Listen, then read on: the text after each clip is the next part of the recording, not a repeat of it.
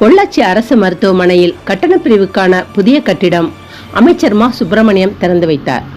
கோவை மாவட்டம் பொள்ளாச்சி அரசு மாவட்ட தலைமை மருத்துவமனையில் மருத்துவம் மற்றும் மக்கள் நல்வாழ்வுத்துறை சார்பில் 72 லட்சம் ரூபாய் மதிப்பீட்டில் புதிதாக கட்டப்பட்டுள்ள உள்நோயாளிகள் கட்டண பிரிவு புதிய கட்டிட திறப்பு விழா நடைபெற்றது.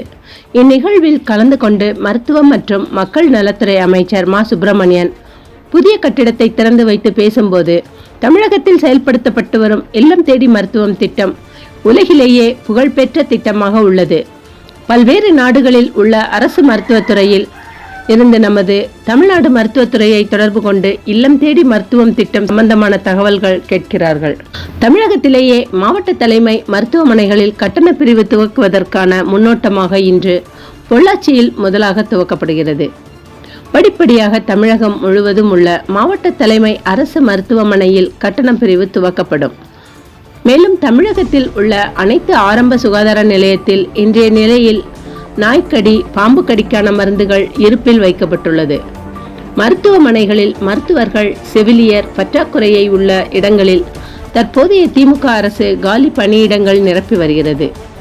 மேலும் புதியதாக மாவட்ட அரசு தலைமை மருத்துவமனைக்கு இணையான மருத்துவமனைகள் துவக்கப்பட உள்ளது என கூறினார்.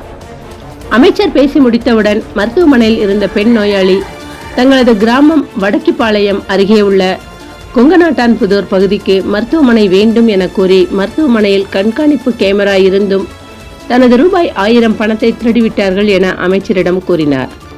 அமைச்சர் உடனே டாக்டர் உடனே என்னென்னு பார்த்து சரி செய்யுங்க என கூறினார்.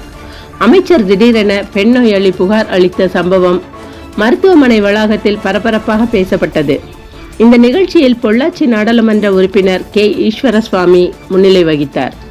மாவட்ட ஆட்சியர் கிராந்திகுமார் பாடி மற்றும் சார் ஆட்சியர் ஆ கேத்ரின், சரண்யா, மாவட்ட மருத்துவத்துறை இணை இயக்குனர் ராஜசேகரன், நகர்மன்ற தலைவர் ஷியாமலா, நவநீத கிருஷ்ணன் மற்றும் மருத்துவர்கள், செவிலியர்கள், நகர்மன்ற உறுப்பினர்கள் உள்ளிட்ட என ஏராளமான கலந்து கொண்டனர்.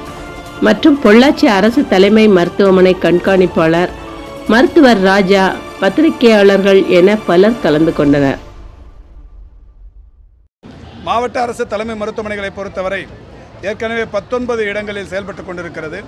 மாண்புமிகு தமிழ்நாட்டின் முதலமைச்சர் அவர்களால் கடந்த ஓராண்டுக்கு முன்னால் 1018 கோடி ரூபாய் மதிப்பீட்டில் புதிதாக 24 மாவட்ட அரசு தலைமை மருத்துவமனைகள் அமைப்பதற்குரிய நடவடிக்கைகள் தொடங்கப்பட்டு பணிகள் வேகமாக போய்கொண்டிருக்கிறது.